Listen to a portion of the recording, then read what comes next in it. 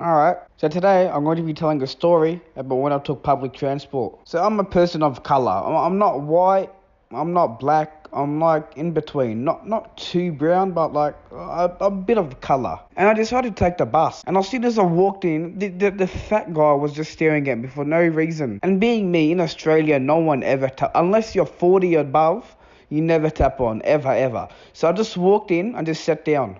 This guy just look at it, just quite a few people. There's like 10 people in the bus. This guy just looks up in the mirror and just stares directly at me.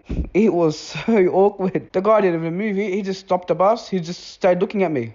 When he goes, "Excuse me," I go, "Oh, great." And then he goes, "Did you tap on?" I'm just fucking go. Did you ask anybody else if they tapped on, or did you just ask me? When he goes, "Oh, it's my obligation. I work with the government." And I go, "What? You are a bloody bus guy. What do you mean you work for the bloody? You work for the government, but you're just a bus guy. You're not a police officer or anything, mate."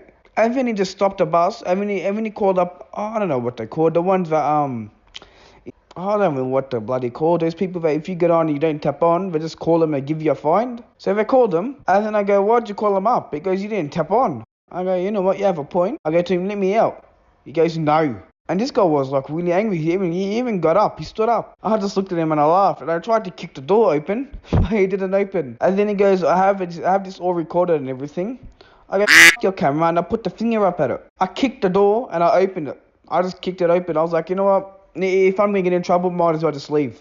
I kicked it open. I gave him the finger. I gave him the bloody bird from GTA, and I left. I felt like Stone Cold Steve Austin. Then the next day, I thought it was all over. I thought nothing's gonna happen. That's it. You know what? They probably couldn't find me. Then 2 weeks later, I thought, you know what? I completely forgot about it. I got a bloody mail. I never ever get mail unless they're bills. I don't even bother reading them. And this is just a photo of me just putting up the finger, just giving him the bird. And he goes, it's issuing a phone to some bullshit. I didn't even bother reading. I was just laughing.